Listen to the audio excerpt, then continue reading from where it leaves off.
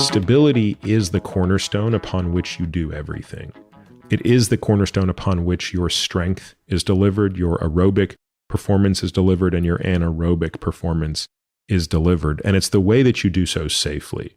So stability is a way that we transmit force from the body to the outside world and vice versa, from the outside world to the body, in the safest manner possible across the muscles which are designed to carry that load, as opposed to seeing the dissipation of force across joints that are not fit to do so. So, for example, when you're picking something up, let's say you have to pick up something and it weighs 60 pounds. Well, you have to exert 60 pounds of force on the world around you. That's Newton's laws tell us that that's what it means to pick up 60 pounds.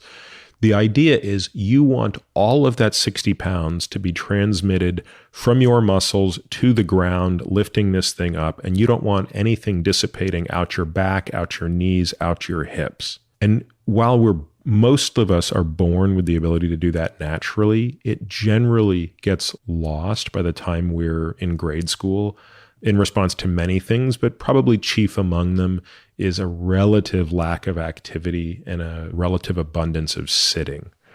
And when I look at my 2.5-year-old move, it's a perfect clinic in force transmission safely across the body.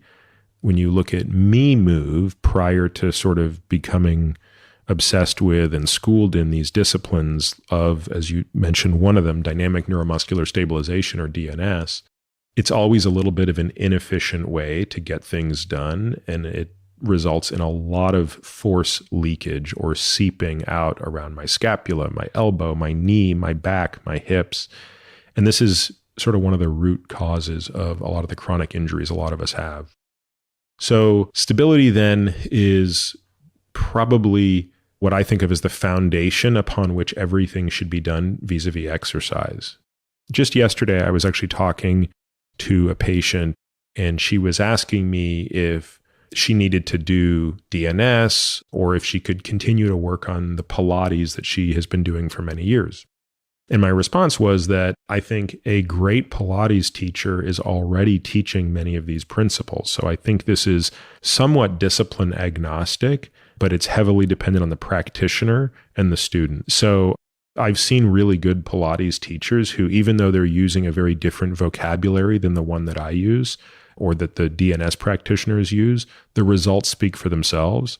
And those patients do have the correct patterns of movement. They are able to get air fully into their lungs. They're able to get their diaphragm low into their abdomen. They're able to flatten out their pelvic floor, generate concentric, robust intra-abdominal pressure that stabilizes every aspect of them. There are other people who either the teacher doesn't have the skill to do that, or the teacher does, but it's just not being presented in a way that the student can understand it. And so this is also one of those things that's iterative. And I think one should always be searching for this. So postural restoration, PRI, DNS, Pilates, these are all different ways that one can come about trying to learn these principles. I think, unfortunately, of the 4 pieces of exercise we're going to talk about, this is the one that probably will take the most tinkering for people to find the right type of practitioners. Probably sometime next year, Bob, as you know, we are going to start to put together some material on this for people outside of our practice. Currently, all of the work we do on this front, we've put together many video courses. Those are exclusively for our patients at this point. But as our knowledge expands and our footprint in this space expands, my hope is that we are able to start to create digital curriculum on this type of stuff that can help people who, again, don't have access to somebody.